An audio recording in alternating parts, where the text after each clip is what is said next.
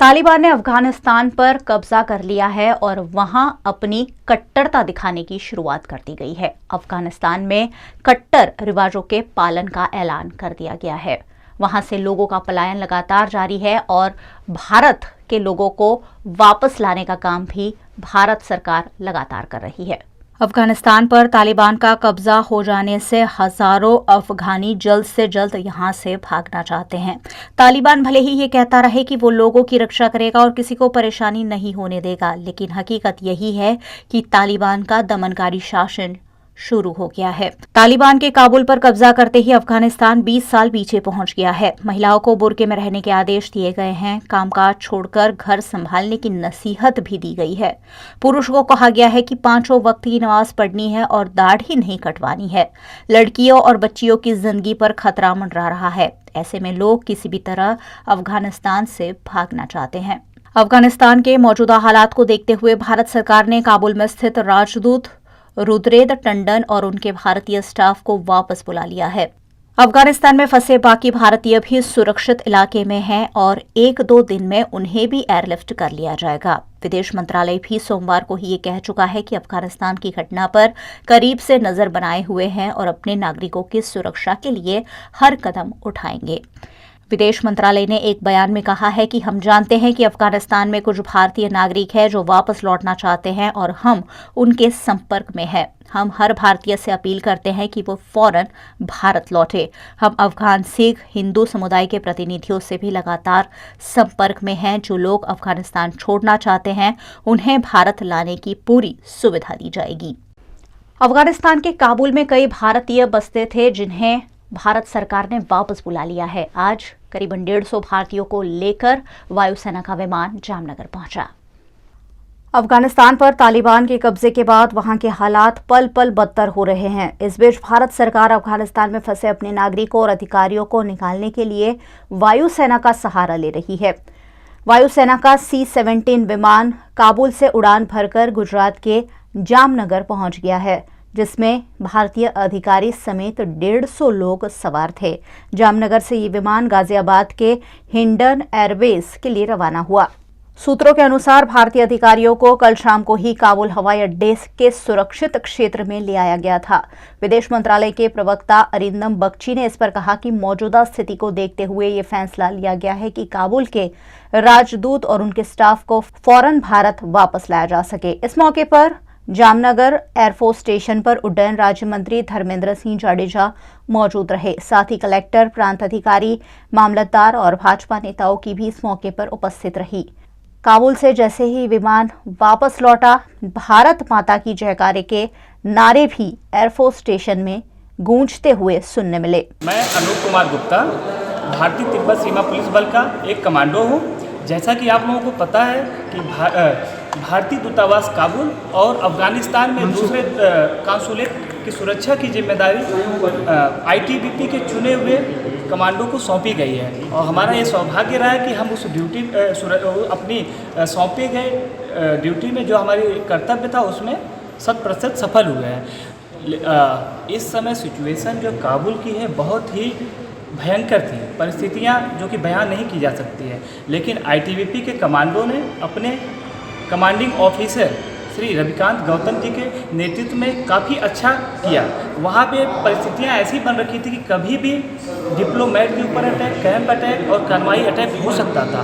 हमें बहुत ही कम समय मिला, लेकिन हम उस कम समय में भी अपने CO के नेतृत्व में अच्छी प्लानिंग किया और सही सलामत हर एक डिप्लोमेट इंडियन को हमने एयरपोर्ट कितने घंटे की जर्नी करके आया? मैं आता हूँ उस पॉइंट में। तो जो बेसिक चीज़ें हैं कि हमने सही सलामत हर एक डिप्लोमेट जो भी भारतीय दूतावास में थे, जो भी वहाँ पे इंडियन मौजूद थे, उनको हमने सही सलामत एयरपोर्ट तक पहुँचाया, फर्दर यहाँ पे इंडिया तक आए। केंद्रीय गृह मंत्रालय ने अफगानिस्तान के मौजूदा हालात को देखते हुए भारत सरकार के अफगान नागरिकों के लिए एक विशेष वीजा का प्रावधान बनाया है। इसका नाम इमरजेंसी XMISC वीजा रखा गया है। ये वीजा का एक नया कैटेगरी है जिसके लिए आवेदन करने वालों का काम जल्दी किया जाएगा। ऐसे वीजा धारकों को भारत में प्रवेश की अनुमति सरल हो जाएगी। अफगानिस्तान के हजारों छात्र भारत में पढ़ाई करते हैं और अफगानिस्तान में जिस तरह के हालात पैदा हो रहे हैं, इन छात्रों में डर और दहशत का माहौल देखने मिल रहा है। वडोदरा की पारुल यूनिवर्सिटी में भी कुछ ऐसे ही स्टूडेंट पढ़ते हैं जो अफगानिस्तान से ताल्लुक रखते हैं और वहां अपने परिवार की स्थिति को लेकर फिलहाल चिंतित है। भारत में अभी 2000 से ज़्यादा छात्र अफगानिस्तान से पढ़ाई के लिए आए हुए हैं। मैं जहां अभी खड़ी हूं, ये है पारुल इंस्टीट्यूट का कैंपस, जहां पर 25 से ज़्यादा छात्र अफगानिस्तान के पढ़ाई करते हैं। कुछ छात्रों से हम बात करेंगे कि उनकी मानसिक स्थिति क्या है, कितने परेशान हैं वो अपने परिवारजनों को लेकर और वो क्या महसूस करते हैं भारत में। तालिबान ने जब अफगान पर कब्जा कर लिया है तो वहाँ के हालात दिन ब दिन बिगड़ते जा रहे हैं। अभी फ़िलहाल हमारे भारत में जो छात्र पढ़ाई कर रहे हैं उनकी स्थिति क्या है, उनकी मानसिक स्थिति क्या है, वो क्या सोचते हैं वहाँ के हालात को लेकर और क्या महसूस करते हैं अभी भारत में रहते हुए। कई सारे छात्र हैं हमारे साथ जो हमसे बात करेंगे इसी मुद्दे। सबसे पहले मुस्तफ़ा, आपसे बात करेंगे हम। कहाँ से हैं आप? अस्सलाम वालेकुम। मैं मुस्तफ़ा कुरैशी हूँ, अफ़गानिस्तान काबुल प्रोविंस से। आप काबुल से हैं। मुस्तफ़ा, कल हमने कुछ तस्वीरें देखी काबुल एयरपोर्ट की, बहुत ही दिल दहलाने वाली तस्वीरें हमने देखी। तो आप जब आपके परिवार के साथ में कनेक्ट हो, वहाँ से उनसे बात होती है, ये हालात के बारे में क्या आपसे कोई बात हुई कल? हाँ, बात हुई फैमिली से। जिस तरह से हम वीडियोज़ में देखते हैं उस तरह पूरे काबुल में वो हाल नहीं है। ये सारे वीडियोज़ जो है सिर्फ कुछ जगह के लिए है, जो कोई भी अगर लोग बहुत ज़्यादा रश करते हैं कहीं पे, बहुत ज़्यादा डरे हुए थे और अगर कुछ गलत करते हैं तो आर्मी एक बार ऐसा फ्री फायर ऊपर करता है आसमान में, तो लोग बहुत ज़्यादा डरते हैं। उसकी वजह से ये एयरपोर्ट में भी ये हालात जो हुआ था उसी की वजह से हुआ था। और जिस तरह से आपने देखा कि लोग एयरप्लेन के ऊपर चढ़ते हैं, तो मेरे ख्याल से, मेरे पर्सनल ओपिनियन से, कोई पढ़े हुए इंसान तो ऐसा नहीं करेगा। तो हम पूरे एरिया को या पूरे प्रोविंस को इस बेस पे जज नहीं कर सकते। अगर भारत सरकार मान जाती है तो परिवार को यहाँ बुलाया जाए? ऑब्वियसली सब अपने परिवार के शांति चाहता है। तो मैं भी जब वैसे हाल बुरा था वहाँ पे, मैं सोच रहा था कि मेरे फैमिली अगर हो सके तो वहाँ से कुछ टाइम के लिए, जब तक वापस अफ़गानिस्तान का हालात सिचुएशन वापस अच्छा हो जाए, तो मेरी फैमिली इधर आए। पर ऑब्वियस बात है, यहाँ पे भी पॉपुलेशन बहुत ज़्यादा है, तो वीज़ा उतना ईज़िली नहीं मिल सकता, तो इसलिए फिर ये नहीं हुआ। वरना मेरे ख्याल में था ये कि मेरी फैमिली वहाँ से इधर आए ताकि सेफ़ रहे। यानी उम्मीद ये है कि मैं खुद यहाँ सेफ़ हूँ तो मेरा परिवार भी यहाँ आकर सेफ़ रहें। अभी जो परिस्थिति खड़ी हुई है, क्या मानसिक स्थिति है आपकी? आपके परिवार से आपका संपर्क हो पाता है रोज़ाना?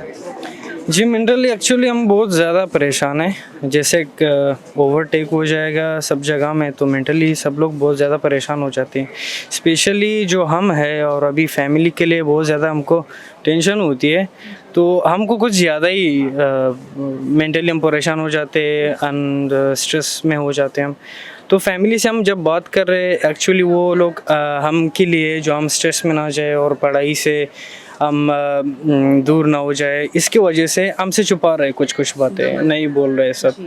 लेकिन जितना मेरे को पता है काबुल में जो ओवरटेक हो गया है, एक बात अच्छा था कि वॉर की वजह से नहीं हो गया, तो लोगों को कोई तकलीफ़ नहीं हो गया उतना।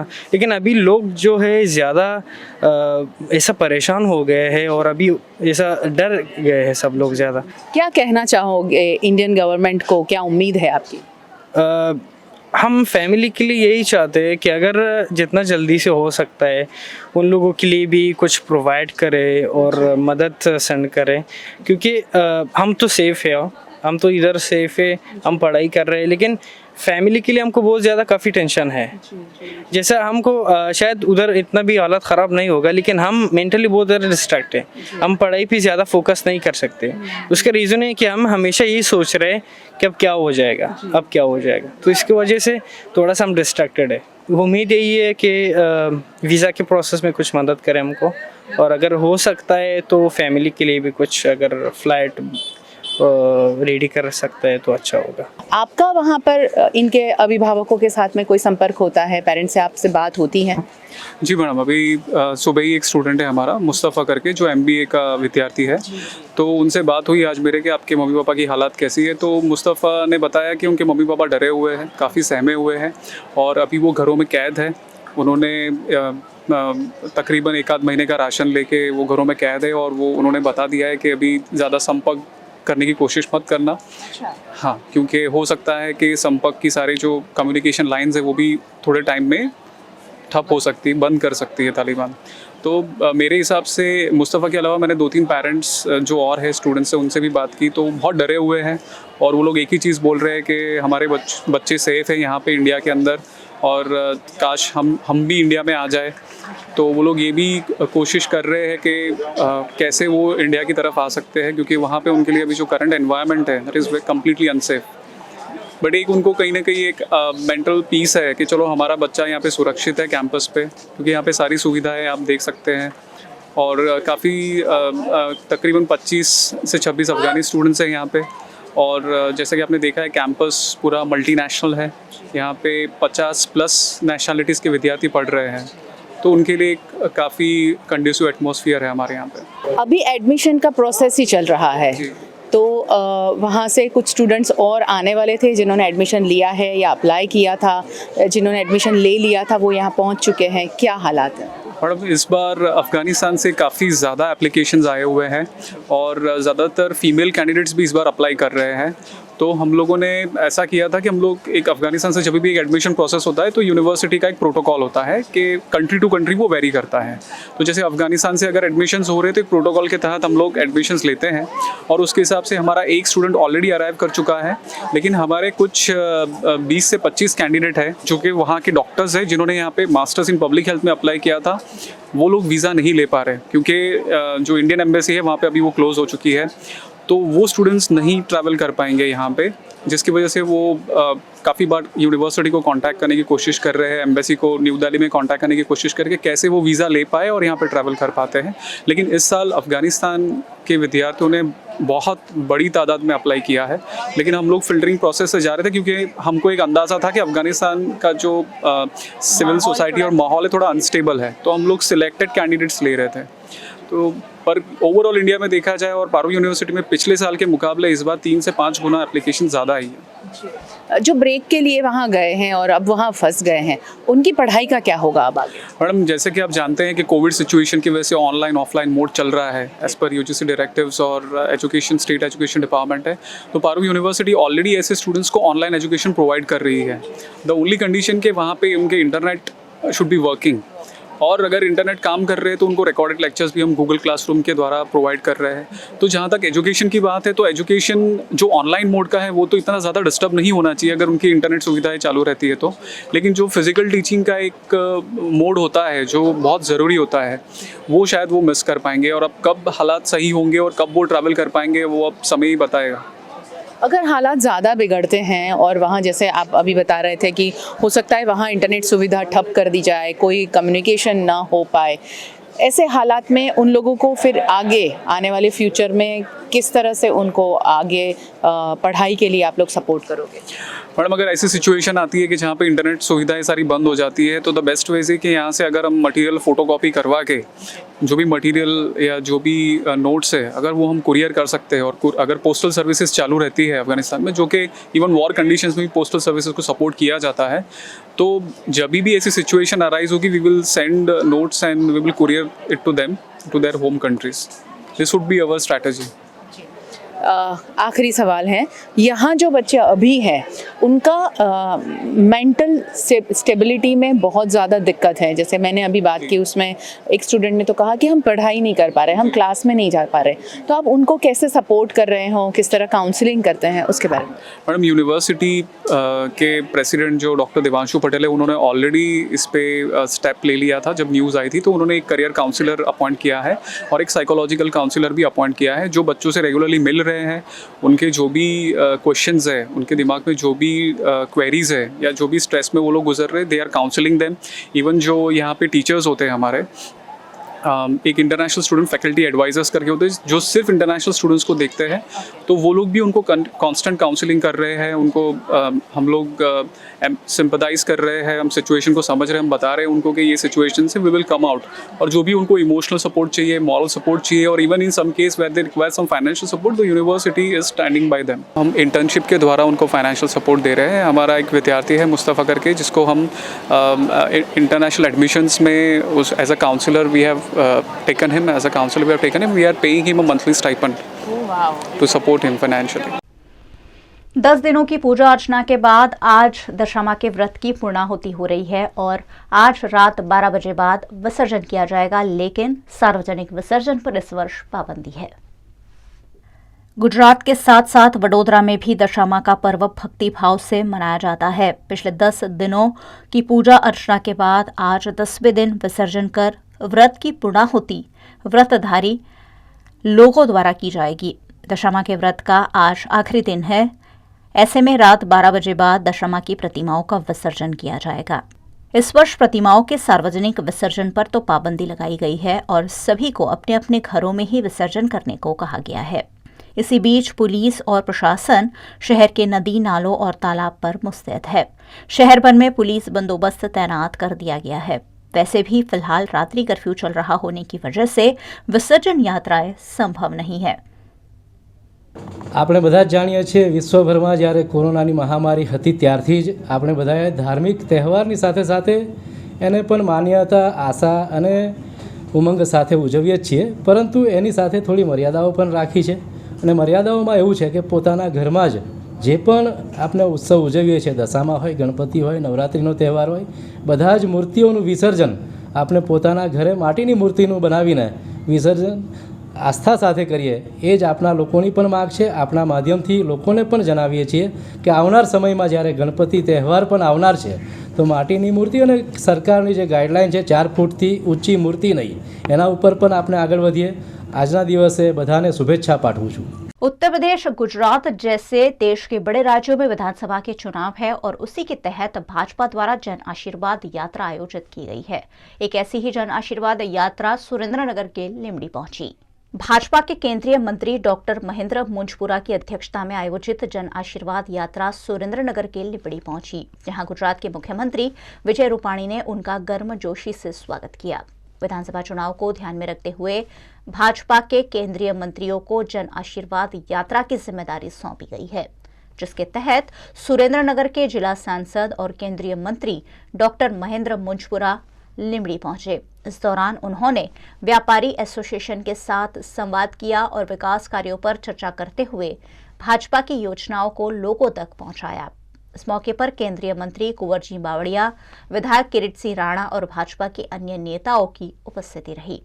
आदरणीय प्रधानमंत्री नरेंद्रभाई मोदीना मंत्रिमंडळना विस्तरण પછી પહેલી વખત ગુજરાતના નવનિયુક્ત 2 કેબિનેટ મંત્રી, 3 રાજ્ય કક્ષાના મંત્રી, પાંચેય લોકોનો ગુજરાતના અલગ અલગ વિસ્તારોમાં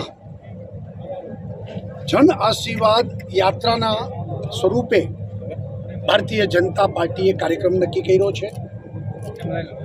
16, 17, 18, 19, 20 अलग अलग मंत्रीओ अलग अलग दिवसे यात्रा शुरू करवाना है। आज प्रथम दिवसे मुंजपुरा साहेब के जो महिला बाळ विकास अने आयुष एना राज्य कक्षाना मंत्री तरीके एमनी नियुक्ति थई है। आज आखो दिवस सवारथी व्यापक जन समर्थन, जन आशीर्वाद थी कार्यक्रम में रात्रे લીમડી खाते एमनो नाइट होल है। આજની જન આશીર્વાદ જનસભા में હું પણ ખાસ ઉપસ્થિત રહી સમગ્ર ગુજરાત વતી આદરણીય નરેન્દ્રભાઈનો પણ આભાર માન્યો છે અને મુંજપરા સાહેબને પણ બહુ બહુ શુભકામનાઓ પાઠવી છે। સર, સુરેન્દ્રનગર જિલ્લામાં વરસાદ નથી, ખેંચાઈ ગયો છે, તો શું અસર જાહેર કરશો ખરો? સુરેન્દ્રનગર જિલ્લાને આખા ગુજરાતમાં વરસાદ ખેંચાણો છે, એટલે યોગ્ય સમય યોગ્ય નિર્ણય કરીશું, પણ હજી આશા છે કે વરસાદ આવશે। સાહેબ, આ 22ની તૈયારી છે? અમે કોઈ ચૂંટણીલક્ષી ક્યારેય કામ કરતા નથી, અમે કાયમ તૈયારી સાથે જોઈએ છીએ, કારણ કે પ્રજાની વચ્ચે રહેવું, પ્રજાની વચ્ચે જવું, સરકાર હોય કે સંગઠન હોય, અમે કાયમ કામ કરીએ છીએ. કોંગ્રેસ જ માત્ર ચૂંટણી ઉપર દેખાય છે. અમે 5 વર્ષ પ્રજા વચ્ચે અલગ અલગ સ્વરૂપે કાર્યક્રમો કરી અને સતત પ્રજા વચ્ચે હોય છે. लेटेस्ट खबरों के लिए यूं ही देखते रहिए VNM न्यूज़ और हाँ, VNM टीवी की YouTube चैनल को लाइक, शेयर और सब्सक्राइब जरूर करें. और हाँ, इस बेल आइकन को दबाना ना भूलें. इसे प्रेस करते ही आपको मिलेगी VNM टीवी YouTube चैनल की सारी नोटिफिकेशंस और आप रहेंगे खबरों से अपडेटेड.